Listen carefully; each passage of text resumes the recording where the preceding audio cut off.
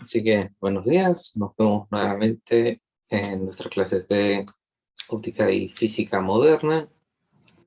Hoy día es viernes, así que démosle nomás. Respecto a la clase anterior, siento de que no fui muy claro en algunas cosas, así que eh, si bien en el segundo semestre estamos un poco más apretados de tiempo, es importante, por lo menos no por mi parte, no causarle más confusión de la que usualmente imparte este curso. Así que quiero revisitar un poco el concepto de frentes de ondas. Bien. Para definirlo de una forma como matemática, un frente de ondas sería una región del espacio o una curva, la cual se mueve en el sentido y con la velocidad de la propia onda, pero eh, esta sigue todos los puntos, los cuales tienen el mismo desplazamiento,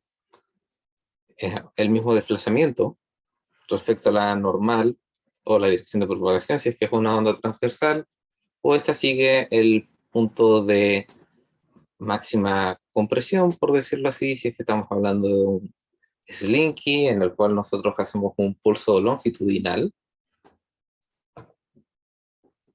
o más bien hacemos varios pulsos longitudinales consecutivos en forma de que creamos una onda viajera a través del slinky. Y esto claramente se puede ver porque si es que seguimos los puntos como más altos de cada onda en estos ejemplos, claramente podemos, por decirlo así, dibujar un círculo por sobre, por ejemplo, esta onda que se está propagando circularmente en el charco. Vamos a dibujar un círculo, el cual sigue el punto de máxima amplitud radialmente hacia afuera. Y este sería un frente de onda.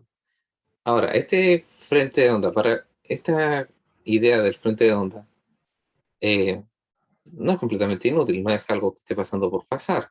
Es una noción esencial para entender más adelante la, eh, la transmisión de energía por parte de por una onda electromagnética y más adelante para entender fenómenos causados por interferencia entre estos frentes de ondas.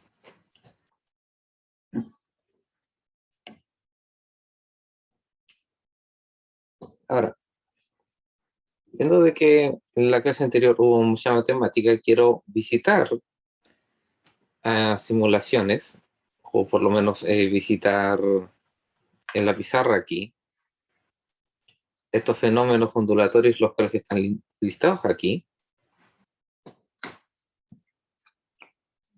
pero antes de eso, quiero que me permitan un poco indulgir en un poco de matemática, viendo de que planteé una noción la clase anterior, la cual no alcancé, por lo menos por mi parte, a justificar matemáticamente, y que es la noción de que una onda que viaja en sentido positivo y una onda idéntica en todas las otras maneras, excepto en el sentido de su velocidad, se encuentran, van a crear una onda estacionaria. Ya hemos visto de que una función viajera, una función de onda viajera está formalizada por el hecho de que tenemos una función f de x, que no está modulada por el tiempo, cambiamos su variable de x a x menos dt y con eso podemos hacer de que esta onda se desplace, sea hacia x positivo o hacia x negativo, con una velocidad constante. Ahora, algo que se me olvidó mencionar es de que para identificar entre dos funciones que son viajeras, bueno, entre dos funciones, cuál es una función viajera y cuál la otra no, es la idea de que esta es una transformación lineal. Aquí x está siendo cambiado a otro x o al mismo x más bt. Si es que una función no puede devolverse haciendo el cambio inverso, o sea, cambiando todos los xbt por un x o por un símbolo único, entonces esta función no es viajera. Es por eso de que aquí, en estos tres ejemplos, podemos ver de que, primero, está la primera función. Aquí tenemos z menos bt. Si es que yo sustituyo z menos bt por x, me queda ae menos b x cuadrado, tal y como uno debería esperar de una función viajera. La función 2 es una clásica onda normal, como ya lo hemos visto en la clase anterior. Si sustituimos z menos bt por x, me queda a seno de bx, lo cual está bien. Es una onda viajera. La función 3 también lo es, porque si es que cambiamos z menos bt por x, esto nos queda eh, sin variables sobrantes, lo mismo que estaba pasando con estas, pasa aquí. Ahora, no es lo mismo que pasa con estas funciones de aquí abajo, porque en la función 5 claramente podemos ver de que es imposible porque bz no está acompañado de un menos bt y aquí el v por t no está acompañado por una suma o resta, la cual sea fácilmente sustituible. Y aquí claro, alguien podría abogar, pero la razón es la razón por la cual no se puede es porque el binomio no está completo. Debería haber una forma de que esto se asemeje a z menos bt paréntesis al cuadrado para justificar esta relación. De todas formas, si es que intentan hacer la matemática, claramente no se va a poder. Y aquí, el último ejemplo, claramente podemos ver si es que claramente podemos ver de que aquí hay un parámetro modulando x y 40t, claramente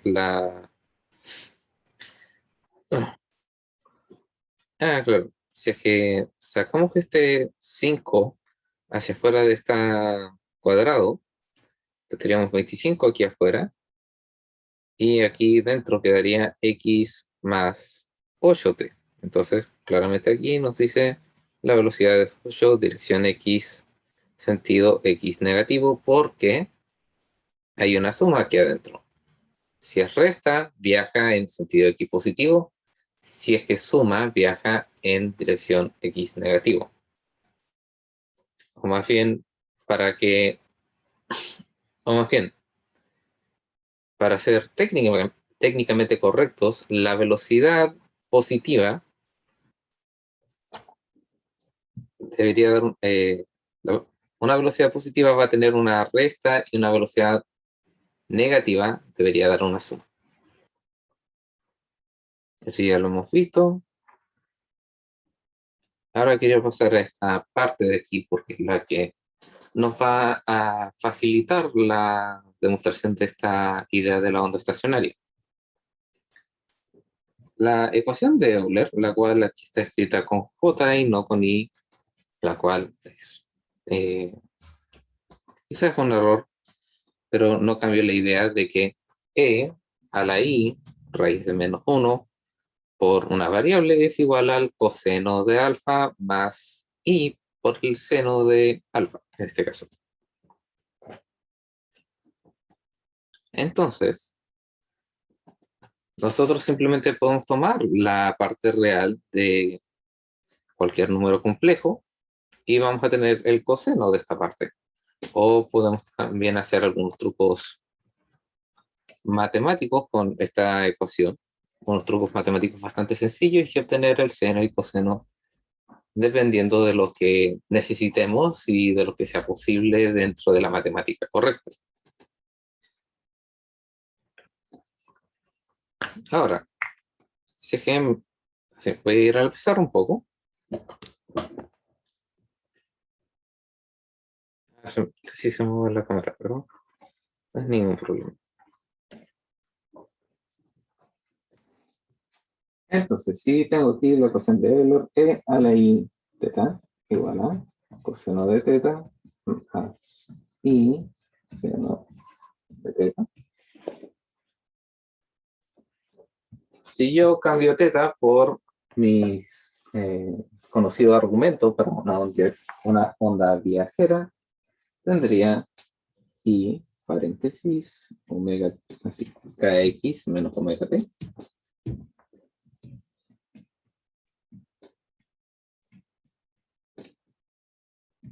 Tendré aquí coseno de kx menos omega t más i seno de kx menos omega t. Ahora, para generalizar un poco, solamente un poco, voy a multiplicar por una cantidad a aquí a ambos lados del igual, que nos va a permitir generalizar para una amplitud cualquiera. La demostración no cambia en absolutamente nada, pero en favor de la generalidad, ahí está.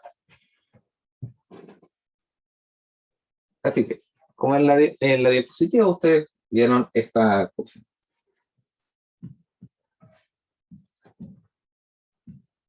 Vamos a ver,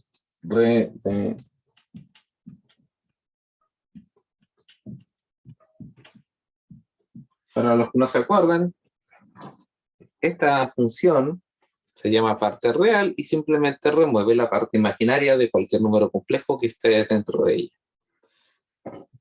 Así que la parte real son claramente todo el argumento que contribuye a una parte real, no necesariamente los que están acompañados por un i o múltiples i, porque puede haber una operación tal la cual tenga muchos i por aquí y por allá, pero aún así el número sea real.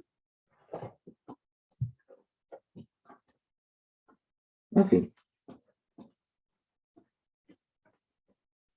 Tomando en cuenta de que existe esta opción, nosotros podemos tratar ondas viajeras, no con mayor generalidad, pero con mayor facilidad, dependiendo de cómo es dependiendo de cómo se va desarrollando la matemática, en forma exponencial, en lugar de tener que hacerlo con solamente funciones trigonométricas y tratar de aprenderse todas sus propiedades y todo eso. Ahora, con esta función aquí, yo tengo una onda viajera con amplitud A, número de acá, sí, frecuencia angular omega, viajando en el sentido de x positivo. Yo puedo agarrar esta, cambiar el signo aquí, en el argumento de la exponencial, y simplemente tener la misma onda en todas sus diferentes formas, pero viajando en el sentido contrario. Ahora, si yo sumo estas dos cantidades, yo estaría simulando que estas dos ondas se encuentran se encuentran en la misma dirección de propagación, en sentidos contrarios, y con esto así, en esta suma, yo les voy a mostrar por qué se crea una onda estacionaria.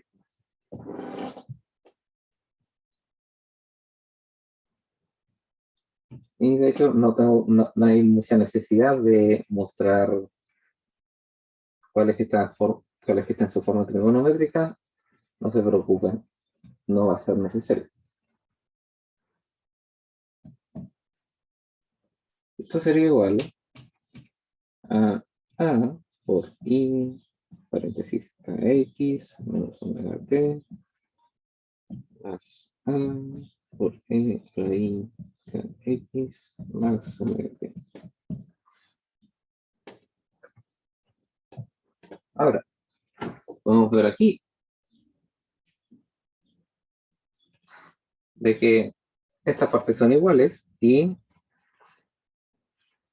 claro, una suma dentro de una potencia implica una multiplicación a nivel de la base. Más bien, una suma dentro del exponente es igual a una multiplicación en la base. Así que yo puedo fácilmente factorizar esta parte de aquí. Esto sería IKX, paréntesis, e a la I menos omega t, más e a la I omega t. Ahora, ¿qué hago yo con esto?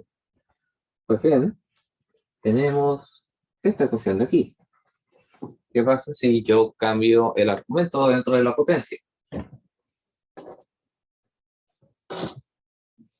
Tengo e a la menos I teta, lo cual sería lo mismo que coseno de menos teta más I seno de menos teta. Ahora,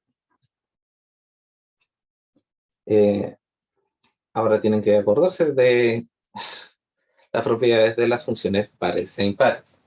Seno es una función par, así que los mismos valores que están al lado positivo de la función están al lado negativo de la función. Por lo tanto, coseno de menos teta es igual a coseno de teta, y seno es una función impar, así que los mismos valores que están del lado x positivo van a ser iguales a menos los valores que están en el lado negativo.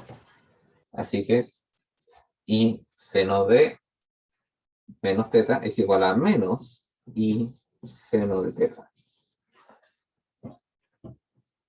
Ahora espero de que ya estén viendo por qué es lo que quiero hacer. Voy a sumar estas dos cantidades y van a ver algo interesante.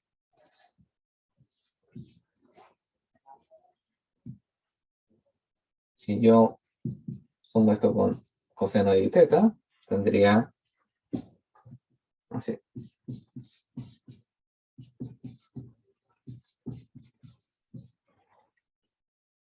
Tengo esto más menos sí mismo.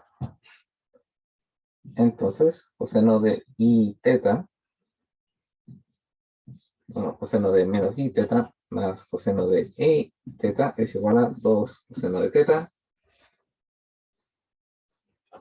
Y ahí lo tengo. Si es que ustedes pasan el 2 al otro lado, tienen otra forma de expresar el coseno.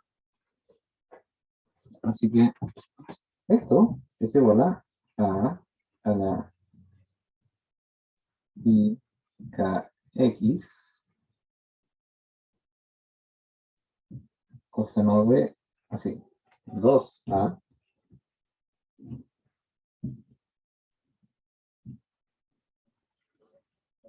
coseno de omega t. Ahora, espero que esto ya les, o sea, ojalá esto ya les diga qué es lo que está sucediendo, pero vamos a seguir desglosando esto hasta que se haga obvio. Entonces, tenemos esta cosa. Ahora voy a transformar esto en su forma trigonométrica. Así que esta expresión sería 2a coseno de omega t más seno de omega t, o sea, más i seno de omega t por coseno de omega t. Y esto no es omega t, es kx.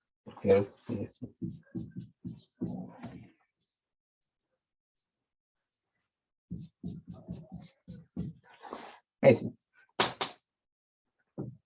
Entonces, yo aquí para recuperar mi onda, yo aplico la función parte real.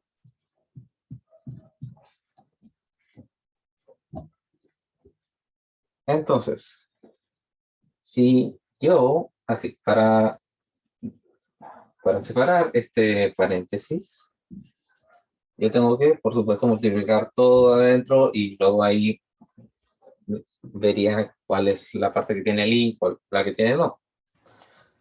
Pero aquí es obvio, porque si es que yo multiplico el 2 aquí y el coseno de omega t aquí, va a pasar lo mismo para i seno de kx, pero el i va a mantener su lugar. Así que la única parte que se recupera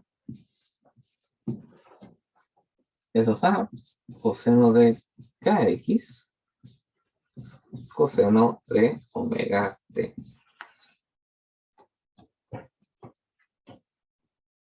Ahora,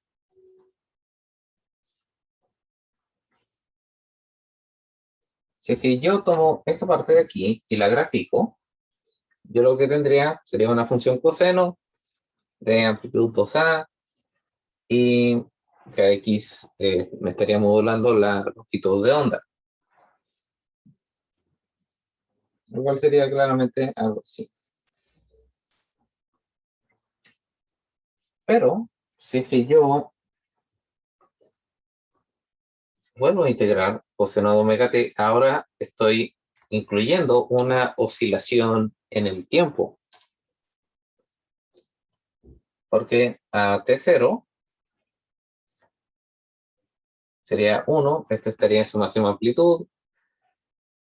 Si es que espero a que omega t sea pi medios, la amplitud sería 0, y si espero a que esta sea, que omega t sea pi, esto va a darse vuelta. Ahora, no tienen que imaginarse esto, les voy a compartir una simulación de Wolfram.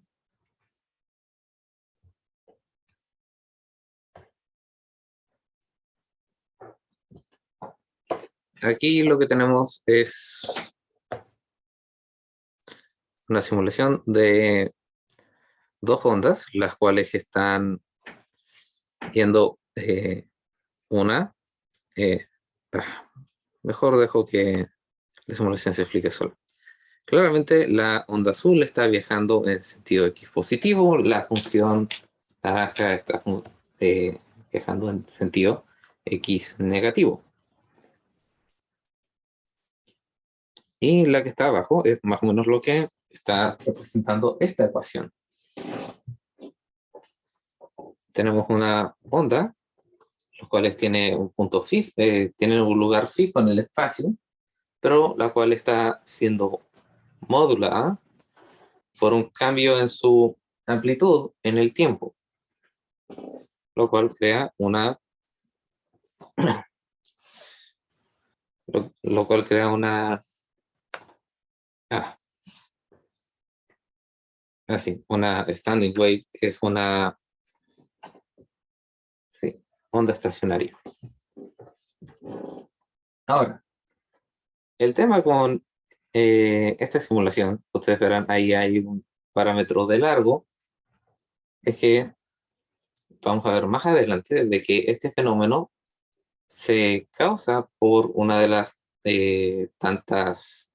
uno de los tantos fenómenos ondulatorios que quiero que veamos más adelante, porque cierto fenómeno ondulatorio causa de que una onda, al llegar a una frontera dura, cambie su sentido de propagación, cambie su sentido de propagación y cambia, cambia su sentido, claro, al llegar a una frontera dura cambia su sentido de propagación y causa, por lo tanto, ondas gestacionarias, pero en ciertas frecuencias y en ciertos largos. Es por eso de que aquí hay lo que se llaman armónicos,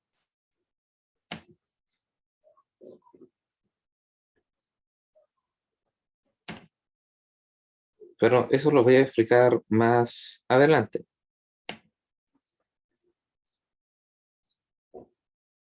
Bien. A todo esto, si es que aumentó la frecuencia,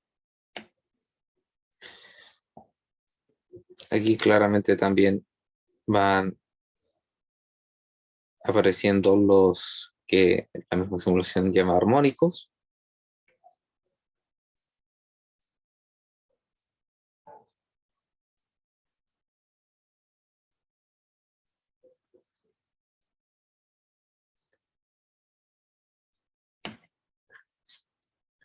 O sea, los armónicos son reales, pero todavía estamos muy en el principio del curso para explicarlo todavía. Ahora, vamos a ir en un tour por los fenómenos ondulatorios.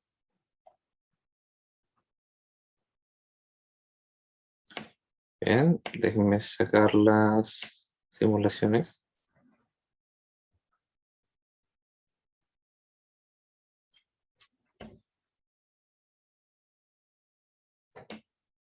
Bien. Ah, esta función de compartir pantalla. Bien. El primero que quiero ver es la reflexión. En una onda mecánica, por supuesto. Ahí. Entonces, primero tenemos la reflexión. Ustedes, supongo, el mero uso de la palabra reflexión, tendrán una idea de lo que implica. Pues claramente aquí voy a ingresar un pulso manualmente ingresado, o sea, voy a ingresar manualmente un pulso para ver lo que sucede con una onda, o más bien con un pulso cuando se encuentra con una frontera dura, como es la que está aquí.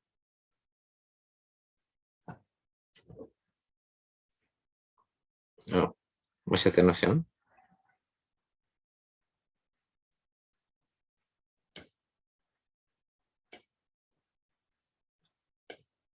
Ahí sí. Aquí vemos un pulso viajando y luego este pulso invierte su sentido y su amplitud. Claramente como la energía no se pierde en esta simulación, este pulso va a continuar hacia el infinito.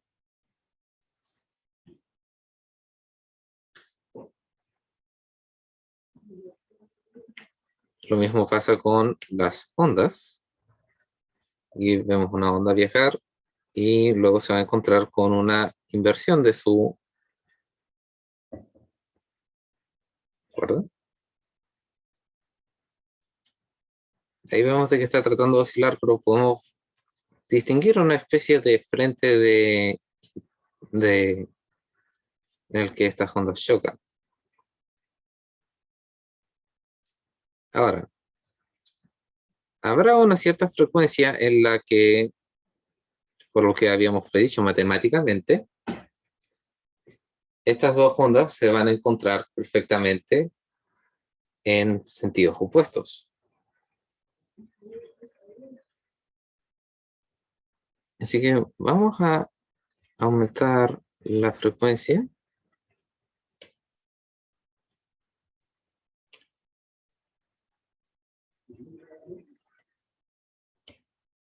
Voy a aumentar la atenuación porque si no, esto se me va a escapar de las manos.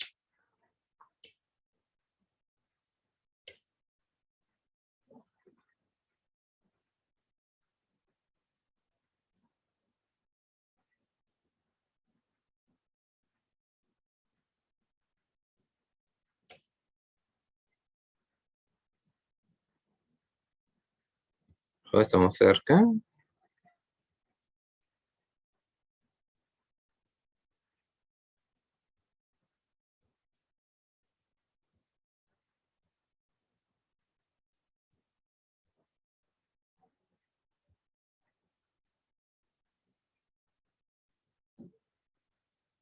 Y ahí podemos ver, de hecho, de que aquí hay un punto el cual no se mueve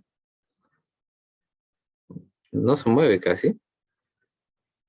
Estamos cerca de encontrar el fenómeno que estaba mencionando,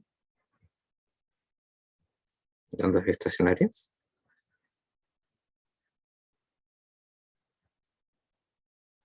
Por el lado del oscilador no parece estar acompañándome mucho, pero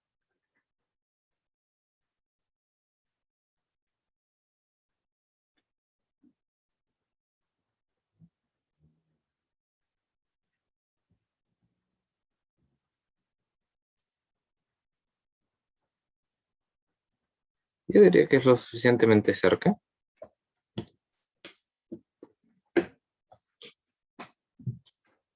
para... sí, claro. Esto no es un efecto completamente experimental que hay que probar todo hasta que la simulación funcione. Claramente hay un formalismo matemático cuando hay una frontera clara, pero eso es contenido para más adelante. Ahora, lo que acabamos de hacer es, claro, es un fenómeno reflectivo, pero también tiene otro nombre, que es interferencia. Cuando sumamos dos ondas, bueno, aquí hay algo que, así, más que nada, si es que hay algo que puedo adelantar de esta diapositiva, es de que el fenómeno de interferencia está justificado por esto que se llama el principio de superposición. Si es que sumamos dos ondas, estas también siguen siendo ondas, incluso si es que son, por ejemplo, un pulso más una de estas ondas viajeras que hemos estado viendo antes. Entonces, cuando dos ondas se encuentran, ya sea en la misma dirección o en direcciones diferentes, estas interfieren una con la otra. Para verlo de una forma sencilla, vamos a volver al... Prefiero esto. Vamos a crear un pulso en la forma de extremo fijo. Ah, mejor manual. Claro, porque necesito... Bien. Hay diferentes formas de interferir una onda. Si es que vamos en el... así, si es que vamos en el... Si es que van en el mismo sentido, yo puedo mandar una aquí y mandar otra en el sentido contrario con la amplitud contraria y esta... Ah, cámara lenta, cámara. Voy a necesitar la cámara lenta. Bien. Si yo mando un pulso, voy a esperar a que este se invierta. Ah, verdad que hay atenuación. Si yo mando un pulso, voy a esperar de que este se invierta y voy a... Ah, sí, verdad. Ah, porque lo hice. Ahí, un pulso. Voy a esperar a que este se invierta y voy a mandar un pulso en el sentido contrario. Ah, no me resultó.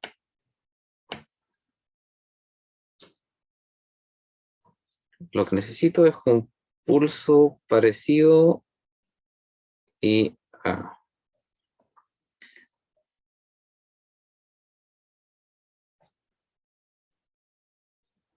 bueno, no me resultó mucho, pero la idea es de que dos ondas, las cuales, como que quizá en el sentido contrario no ayuda mucho, pero si es que, si es que hacemos la matemática, quizá en otro momento se pueda quedar quizá más claro, o quizá con otra simulación, pero la idea es de que hay tres modos de interferencia. No, dos modos de interferencia. Constructiva y destructiva. Voy a retirar la pizarra un poco.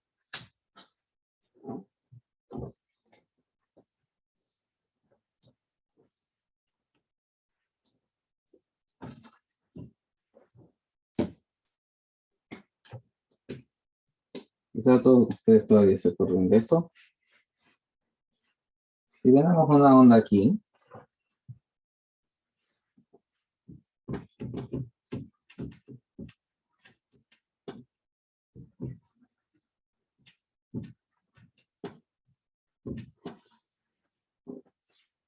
una onda genérica, y sumamos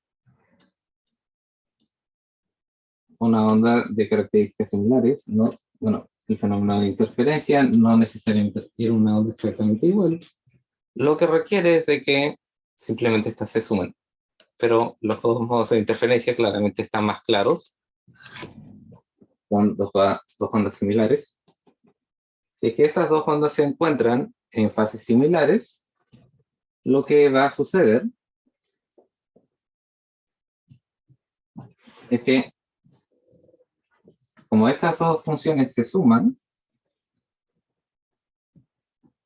o más bien donde estas dos funciones se encuentren en lados positivos en las mismas posiciones en X y en T, van a aumentar en amplitud. Mientras de que si estas se encuentran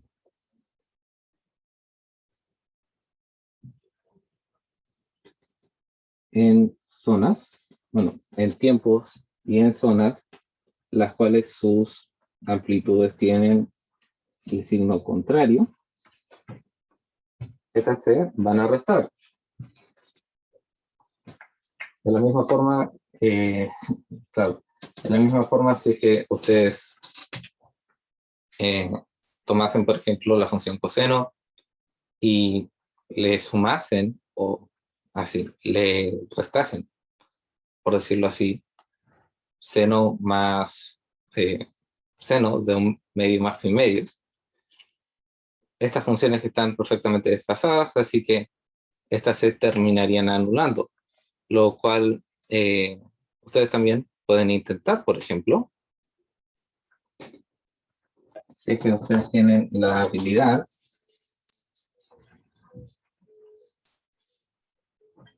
pueden tomar un generador de tonos en línea, así, sí, pueden tomar un generador de, no, ya me acordé. Audacity es un programa de audio, un editor de audio, el cual puede generar tonos. Ustedes le dicen la frecuencia que quieren generarlo y lo que pueden hacer es, claro, generarlo por un lapso de tiempo y ustedes clonan esta muestra, este tono, por la duración que corresponde, lo ponen en otro de lo que se llamarían tracks y invierten este. Si es que ustedes lo invierten, no van a poder escuchar nada porque este tono se canceló perfectamente uno con el otro. Pero también pueden hacer otras cosas como lo que estaría prediciendo aquí, que el invertido le podrían bajar el volumen y no se va a cancelar por completo, pero va a quedar más quieto.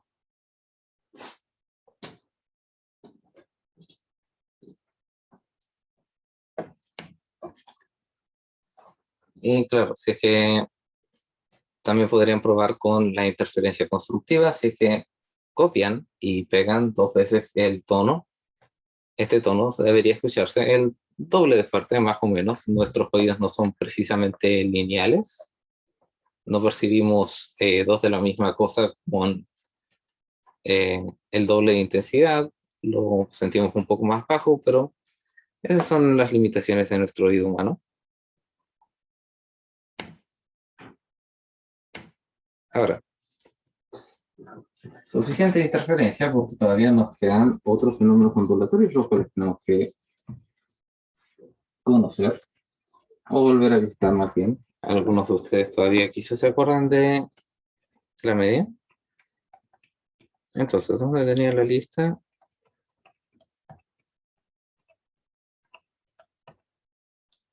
Así, refracción.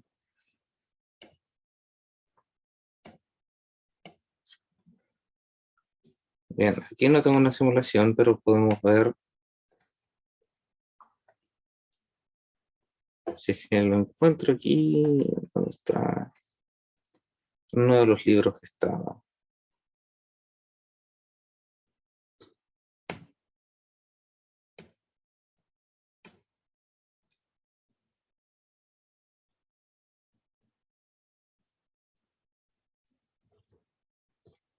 No, se me fue.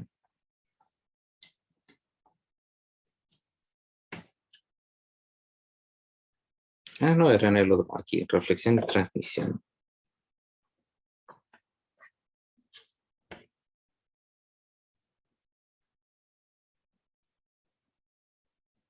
Espera un poquito. Aquí.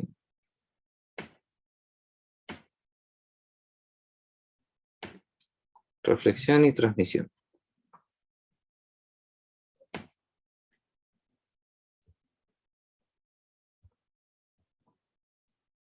Disculpa lo que está en inglés, pero no va a ser gran problema. Aquí, como habíamos visto antes, el pulso, cuando se encuentra con una barrera fija, va a reflejarse en la dirección contraria. Aquí en esta misma simulación también se puede simular lo que está aquí, de que si, por decirlo así, la frontera, el extremo del medio es libre, se va a reflejar en el mismo sentido. Ahora, hay una forma, pensándolo hay una forma de justificarlo mediante la tercera ley de Newton y conservación de momentum, si es que quieren la explicación a detalle de por qué sucede. Pero aquí podemos ver algo que no se estudia mucho, pero me gusta como punto de partida, es la idea de cambiar de medio, y es lo que es la refracción. Las ondas, cuando cambian de medio, cambian sus propiedades. La velocidad de propagación de una onda es dependiente de las propiedades del medio, excepto bueno, sí, la velocidad de propagación para todas las ondas, incluyendo la electromagnética, dependen de las propiedades del medio. El hecho de que las ondas electromagnéticas se puedan propagar sin medio no quiere decir de que éstas no se vean afectadas por uno. Ahora, en un caso unidimensional, si es que pasamos de una cuerda delgada a una cuerda más masiva, pasa algo parecido a lo de la frontera dura. El pulso de la cuerda delgada se va a reflejar, pero se va a reflejar invertidamente, pero la, el pulso va a continuar en la cuerda más grande, mientras que un pulso de una cuerda más grande va a continuar con sí, va a continuar con la misma amplitud, pero parte de esta también se va a reflejar, de hecho, en la cuerda más grande. Ahora, en casos bidimensionales no hay mucho que presentar porque no hay, por decirlo así, no hay muchas maneras prácticas en las cuales podamos transmitir ondas sin una frontera dura entre dos medios líquidos, porque estos dos medios líquidos es como la única forma que tenemos para estudiar ondas bidimensionales. Así que donde se estudia más este fenómeno es en ondas electromagnéticas.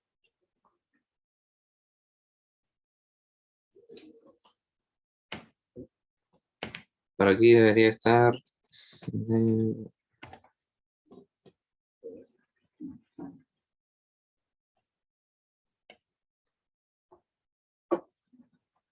Aquí está.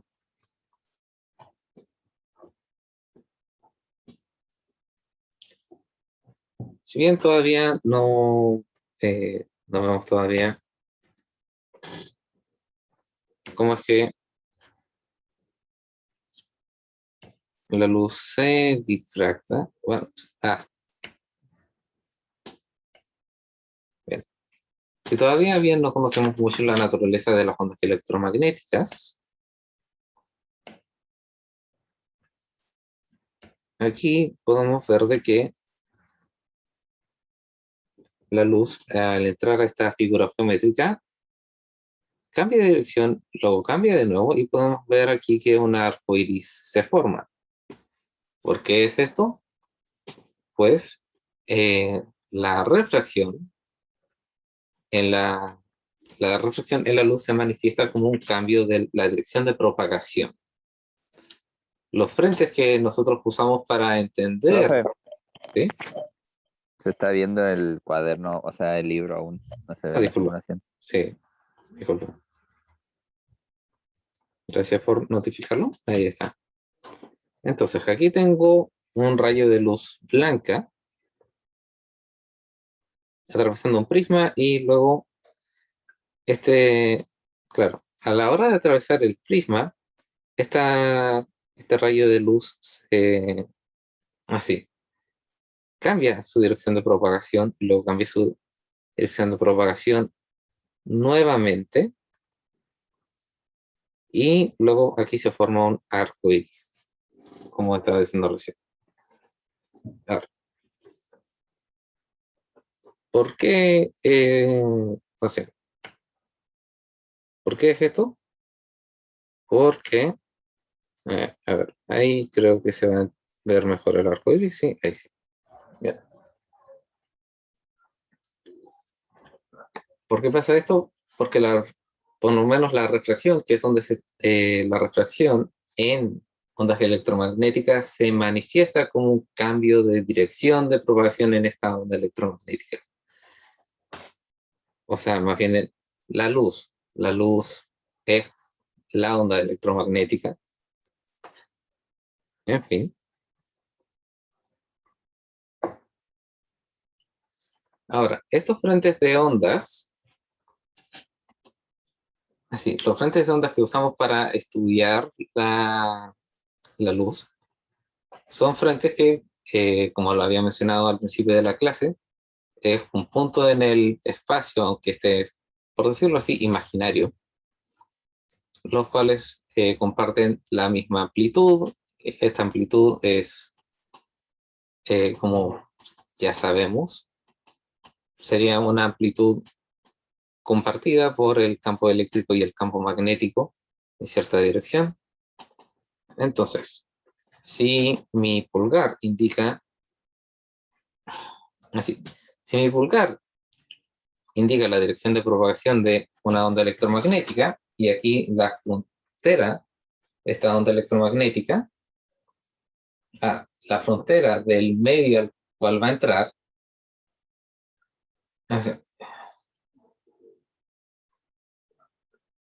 ¿cómo es? Perdón. Si es que esta está en 45 grados, va a haber una componente de esta onda electromagnética la cual va a tener que rebotar. Pero hay una componente de esta onda electromagnética la cual va a continuar. Pero esto sucede a todos los puntos los cuales corresponden al frente de ondas de la onda electromagnética.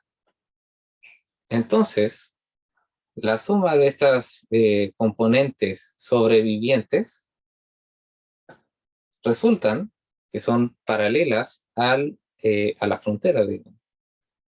Así, eh, son algunas van derecho y algunas que son derechas así, son paralelas a la frontera, lo cual resulta en un ángulo de desviación particular dependiendo del ángulo de incidencia, que es el ángulo respecto a la frontera a la frontera del medio nuevo, lo cual sucede cada vez que lo cual sucede cada vez que la onda cambia de medio. Entonces, del aire al vidrio, estas, así, estos frentes de onda se encuentran con una frontera dura, así, se encuentran con una frontera dura cambia su dirección, se encuentran con una frontera blanda, cambian su dirección de nuevo, y así. Ahora llega la parte de explicar el arco iris. Aquí estoy adelantando un poquito, pero más que nada cuenta como un dato que los va a ayudar más tarde. La luz blanca es una suma, una superposición de todas de todas las ondas de luz, de todas las posibles frecuencias de la luz visible. La luz visible, así, claro, así. La luz visible es todo el rango desde el rojo de más baja energía que podemos ver hasta el azul de más alta energía que podemos ver, como pueden ver en este control. Si es que cambio aquí esto del láser de luz blanca hasta el láser rojo, vamos a ver de que ya no hay más arco iris. Cuando todas las todo el posible rango de colores que podemos ver se mezcla uno entre otro, produce lo que nosotros percibimos como luz blanca. Más bien se podría decir de que la luz blanca es un producto de nuestra percepción, porque en sí no hay como un concepto científico en sí o un concepto físico de luz blanca. Es algo que nosotros percibimos.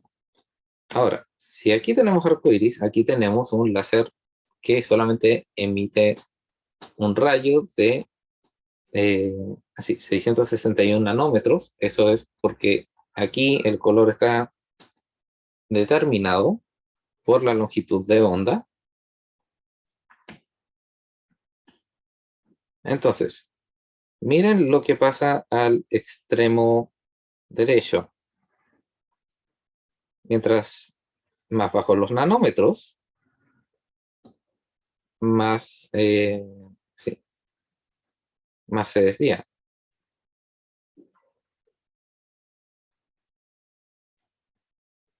Y este fenómeno, o sea, el fenómeno de refracción es dependiente de la frecuencia o, por decirlo así, también la longitud de onda eh, que está, sí, que está siendo refractada.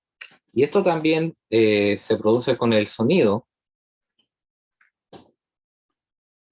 De hecho, podría en otra clase tratar de eh, no demostrar, sino que sea así, ilustrar un ejemplo de refracción en el sonido. Pero esto que está sucediendo aquí con el prisma y el láser monocromo es precisamente lo que ustedes perciben a la hora de un atardecer. El sol típicamente está produciendo una luz, o sea, el máximo el máximo de emisión de la luz del sol está en el verde.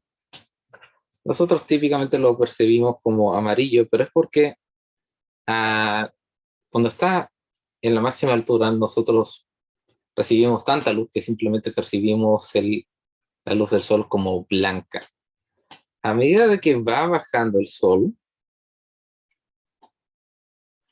la luz que nosotros recibimos se refracta a través del aire, y mientras más aire tiene que atravesar, más se refracta. Entonces, pero cuando ya está abajo, nosotros percibimos el sol como amarillo, pero cuando sigue bajando, esta luz se va volviendo más roja. ¿Por qué? Porque las longitudes de ondas más cortas se dispersan más a través de la atmósfera, mientras que las longitudes de onda más largas se dispersan menos. Voy a cambiar esto. Sí. No, voy a cambiar así. Sí. hay otra simulación que ilustra mejor esto. Entonces, esto es lo que estaría sucediendo más o menos en la atmósfera a nivel más microscópico. Aquí está así, claro, es el aire. El índice de refracción es muy poco, aquí simplemente no refractándose, pero si yo lo subo un poco, así, hago. Si es que yo aumento el índice de refracción, ahí está. Aquí la refracción, el cambio de dirección se hace más notorio.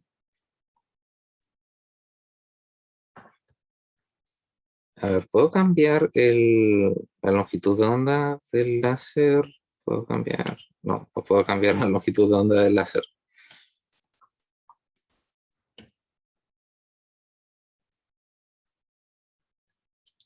Bueno, la simulación es un tanto limitada, pero cuando veamos este fenómeno en más detalle, la longitud de onda está en la ley de Snell que gobierna este fenómeno en específico.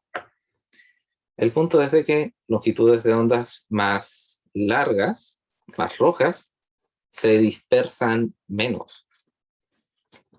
Entonces, la luz que llega más directamente desde el sol hacia nuestros ojos a la hora de un atardecer es más roja porque las longitudes de ondas más cortas, los colores más azules, verdes, se han dispersado más allá de nuestros ojos y por lo tanto han escapado un poco la atmósfera. Pero la idea es de que escapan la dirección recta entre lo que nosotros percibimos como el sol y así, lo que nosotros percibimos como el sol, en fin, se me están acá. Ah, me enredé yo mismo, disculpa. Pero en fin, esa es la idea. El sol es rojo en el atardecer porque las longitudes de onda más largas, más rojas, se desvían menos a causa de la refracción.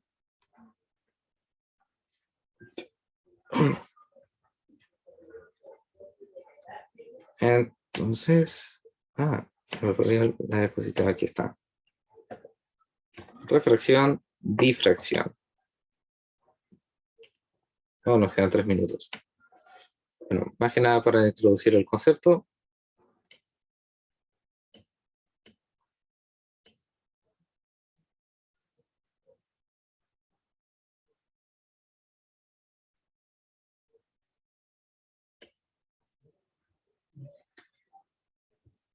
La difracción es un fenómeno también secundario de la interferencia, pero este se entiende mejor a través de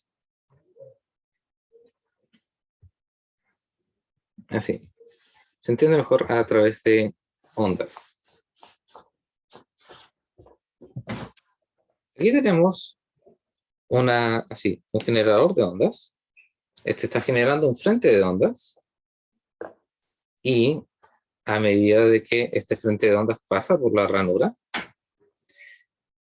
así, estamos asumiendo de que esta ranura absorbe, o más bien la frontera que compone esta ranura, no refleja ondas de vuelta, es un material ideal. Asumiendo esto, tenemos esta simulación. Los frentes de ondas que son perfectamente paralelos, o más bien este frente de onda que es perfectamente perpendicular a lo largo del medio, en el sentido perpendicular al sentido de propagación, cuando se encuentra con esta apertura, empieza a propagarse radialmente. Voy a disminuir el ancho de la ranura. Ahí se hace un poco más obvio. El tema es de que Los frentes de ondas nosotros los describimos matemáticamente como una línea de infinitos propagadores radiales. Debido a precisamente esto, estamos explicando esencialmente al revés. Debido a de que como no se reflejan de vuelta estos propagadores radiales que están todos juntos, los propagadores que quedan claramente empiezan a manifestarse y empiezan a manifestarse todas las otras direcciones, las cuales en un frente de onda recto no se manifestarían.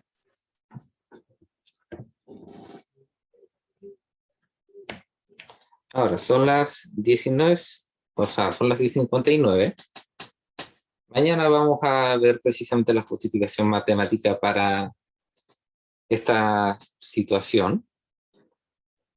Y, o sea, y dentro de lo posible vamos a ver el resto de los fenómenos ondulatorios que se me quedaron en el tintero, que son la dispersión, el efecto Doppler, atenuación. La atenuación no nos va a tomar mucho tiempo.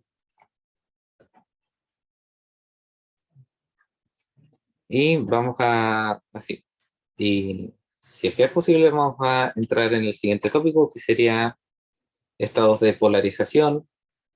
No es nada muy complicado, sé que suena muy complicado, pero no, no lo es tanto. Y créeme, hay muchas cosas entretenidas y bastante eclécticas, o no, no eclécticas, sino que más bien reveladoras de cómo funciona el mundo, que se pueden encontrar con, o sea, más bien que requieren el entendimiento de los estados de polarización.